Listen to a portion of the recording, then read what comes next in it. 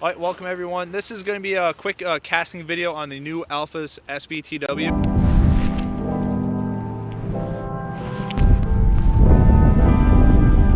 Wow. Okay, that's actually pretty good. The reel came out in Japan. I don't know if they're going to bring it to the US. It's priced pretty good, I think. I do like this frame. I'll go over that in a different video. I'm just going to jump straight to casting. I'm going to show you guys what lures I'm going to use. It should be good all-around lures. I got some Topwater. I got a Chatterbait here and stuff like that. So let's get to it. All right, so I'm going to mention I got 10 pound Sunline Sniper fluorocarbon. It's a good all-around line. That's what probably most people use on this reel.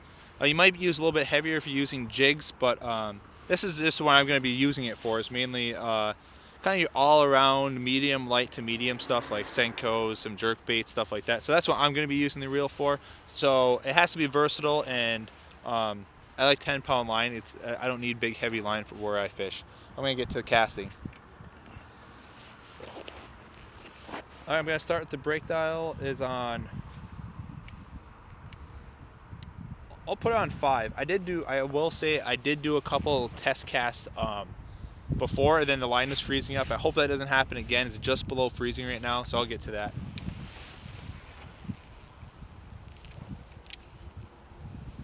Let's turn the drag up. So why I'm using a Chatterbait? Number one, it casts good. I just want to get the reel tuned in. But also I can test that resistance a little bit. Like if the line guide chatters a little bit, sometimes it'll go like this. It'll kind of chatter back and forth. I've had that on reels. It's pretty annoying feeling. I'm not feeling that or hearing it right now. And I do have my spool to have barely any side-to-side play. That's how I set up all my spools, whether they're SV or not. Even with Shimano reels I do. No, it casts, I'd say with this weight, it casts fairly flat. I'm not saying it's like super flat. And I could adjust the brakes a little bit just first couple casts. But for me, I think it does cast pretty good so far. I'm not saying it just does not have the SV boost spool, I should say. But I think it does cast not as restrictive as, let's say, the Tatula SV. That's more marketed toward like beginner anglers, which you can still use it pretty good for like, let's say, advanced level. Like say if you've been using bait casters for years or whatever. I'm gonna turn a little bit to that sun. But if you've been using bait casters for years or whatever, you can still do the job with that Tatula. It seems like the braking's a little bit less restrictive on here. So, I mean, you might run into some more backlashes, but it should be pretty minimal. So that was right on the river edge. I don't know if you can tell that. It's not a super far distance. I mean, I could take some rips toward the bridge over here, but I think I'm not super concerned. I'm not ever super concerned with my max distance with the reel. It is especially like crankbaits. Yeah, it could be important, but for me, I want to get, how easy is it to get that distance? You know, let's say if a reel can cast 60, let's say 70 yards, but you have to have it dialed in perfectly. You have to have like 72% humidity at 80 degrees, whatever it is, right? So I would rather a reel that can get like 50 yards. Let's say 50 yards. It's still kind of long cast. I'd rather yeah, that's thumb free. I'd rather a reel that gets, let's say, 40 yards effortlessly and consistently and exactly where I want it, versus getting that you know, getting, let's say, 10 more yards, but you have to fight with backlashes and have everything be perfect, like using a thin diameter braid and a very aerodynamic lure. I'm gonna jump over a couple skips with this. I'm feeling confident already. All right, I apologize if I'm off screen, but you want to see the reel instead of me anyway. So let me turn a little bit more. Okay. I will turn the brakes up a little bit. I'm turning them up to 16. That's not usually something I do, but I don't want to blow the spool for anything. All right, that's that skip right there. Even though it wasn't that great, I still do feel that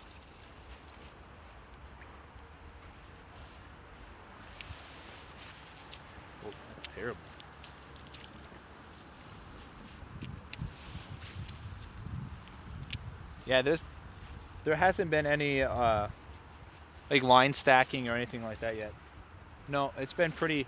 So sometimes when you're doing those irregular casts, your line can stack up on one side or the other.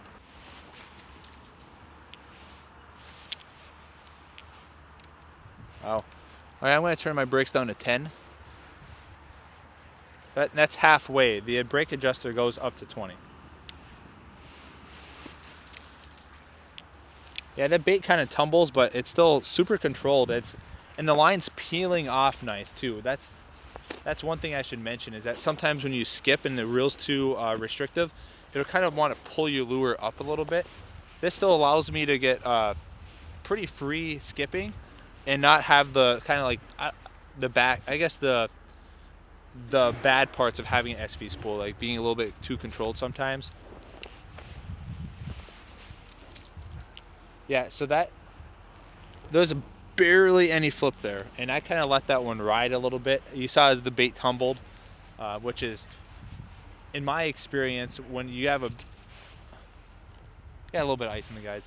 When you have a bait that tumbles like that, and also having ice in your guides does not help with skipping either. But usually, like your spool will blow up a little bit, but some pretty good control here. Oh, that one hooked a little bit. That was my fault.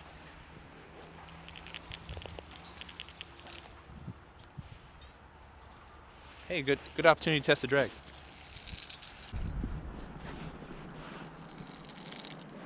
I mean, even in cold weather, and the drag was set pretty tight.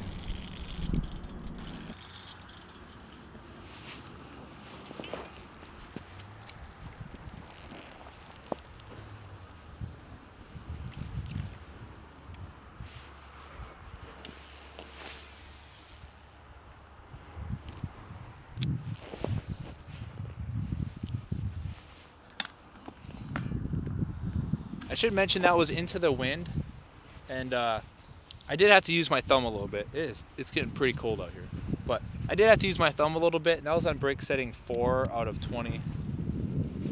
So, but really with that distance, I'd probably say that was probably 25 yards, which that's not really that far. Maybe a little bit. It's probably about 30 yards. It's not really that far. This bait, although it's heavy, it does catch a lot of air too. But I'm gonna move on to. I'll probably move on to the shaky head just to get the lightweight side of things, and then I'm gonna jump to that topwater lure to see how the line management is with that T-wing system. There's a lot of naysayers of the T-wing system. I like it. I haven't had issues, other than the first generation T3. If you're using braid with the leader, that T3, the T-wing on the T3 did not like leader knots at all. All right, so now I have that 16th ounce shaky head. I will de-ice my guides real quick, because when there's ice on your guides, it really makes a difference with these lighter lures. Like when you have big lures, like it'll eventually make a difference, but any amount of ice with these lighter lures causes an issue. Okay.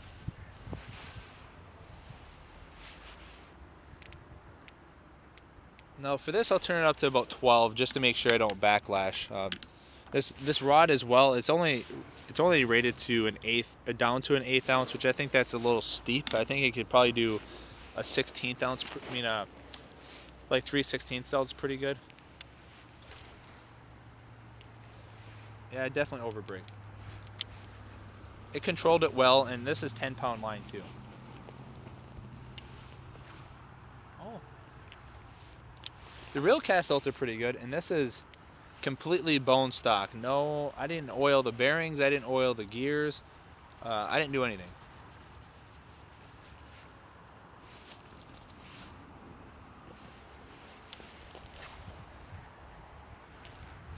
I mean, that's pretty good. That's about 20 yards right there. And I am getting a little bit of ice formation on my guides too. Let me turn that down. I'll turn it down to 6. I'll go crazy, I guess.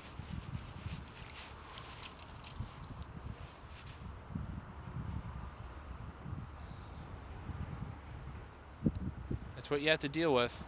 See, this is a bad thing for me. So when a lot of the new reels and stuff, like from Japan, they come out in like usually like February to March time frame, which is always super cold here. So I can't really, this is all I can do to test it out, these reels. Wow. Okay, that's actually pretty good. And there's a crosswind slightly coming toward me. I'd say it's coming from like the 10 o'clock, probably like 11 o'clock position.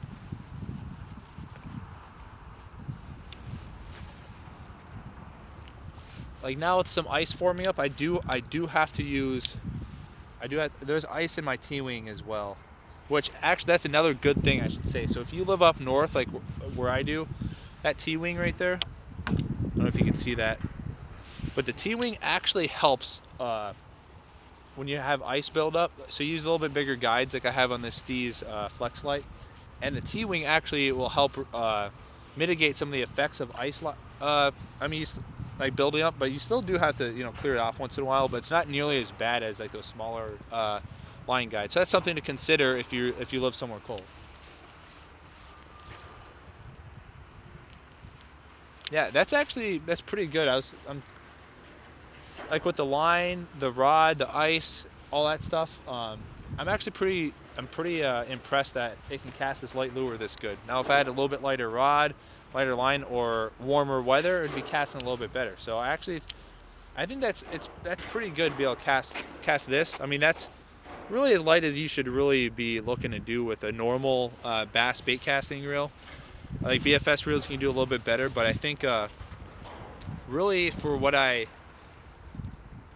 pictured, especially for how deep the spool is, like I said in my first video, I was kind of unimpressed in how big that, how deep the spool is. It holds like 90 meters of 12-pound line, which is kind of a lot more than I'd like in like a medium, like a reel that I'd be using on a medium to medium heavy powered rod. But I don't make the reels, I don't design them, but the spool for how deep it is actually casts these lightweights pretty good. All right, the next test, this is the Ima Skimmer. It's a topwater lure. I think it weighs, I don't know, probably a little bit less than a ½ ounce. I'm not really worried about the casting distance too much. What I'm doing this lure for is line management with that T-wing system. You know, when you're working jerkbaits or with topwater, you're going to have loose line that you're picking up that slack with. So I'm going to see if there's any sort of issues that come with that. And also with the ice on the guides, it's just going to be even a bigger test for the reel, for line management.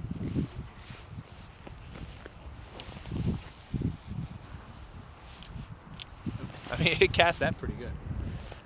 So I'm going to purposely just work this topwater bait with a lot of slack in my line. Now, if a big like steelhead came up, that'd be pretty nice, but not what I'm doing here. And this is fluorocarbon I'm using too, so it's not really the best line for topwater. I'm not even going to look at my line yet. Okay.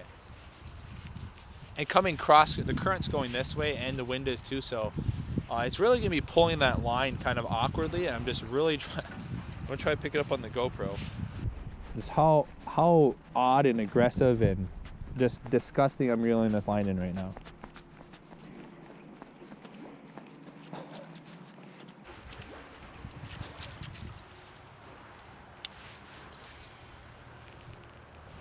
I should add, this is definitely not how, if you want a video on how not to work a topwater lure, it's this right here.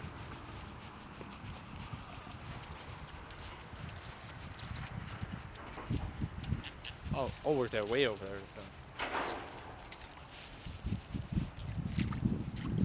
Okay. So this is what the line looks like right here. It looks pretty good. I do have a little bit of ice in my guides. Yeah, especially like further down the tip. Well, actually, it handled it pretty well. Kind of surprised. I was working that thing.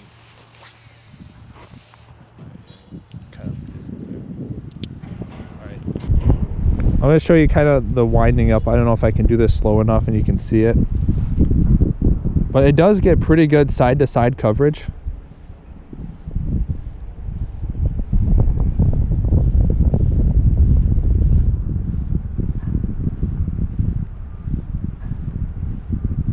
Yeah, I mean, it touches side of the spool to side of the spool easily. Look at all that ice on there too. I didn't even see that.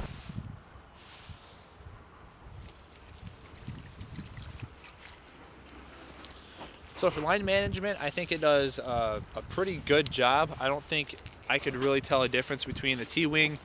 I don't think I could tell a difference between the T-wing and a normal line guide when it comes to some line management. Now, granted, I only did about, what, 10 casts there, but usually that's enough to be able to tell if your line's going to stack to one side or whatever. And I had the reel, I forgot to mention that, I had the reel kind of rocking sideways. So if anything, that would kind of like be kicking your line to one side. Rapala Shad Rap. It's pretty hollow lure. It's an older one. It's fast floating, so this should catch wind pretty good. I'm going to see how this reel does with some ice in the guides. I'll just knock off some of the big chunks. So I'll leave a little bit of ice in the guides too. And not that one.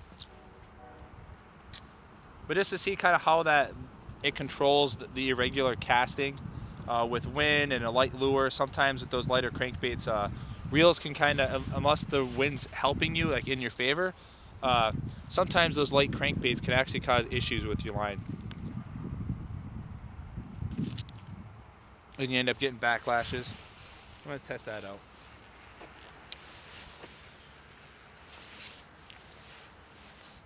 That was brake setting 6, I should say.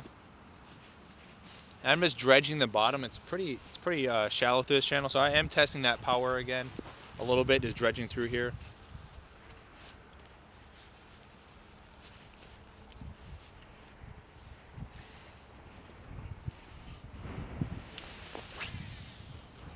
Yeah, it's fine.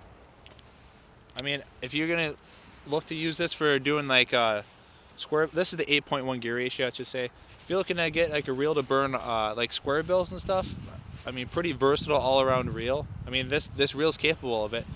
Most of today's square bills weigh a little bit more and they cast better with like they have like cast assist systems in there with like weight transfers. This is just a hollow lure. I think it has like one little BB rattle in there. So I mean, I can't really complain about the performance. Iced up guides, iced up line guide, comes in fine.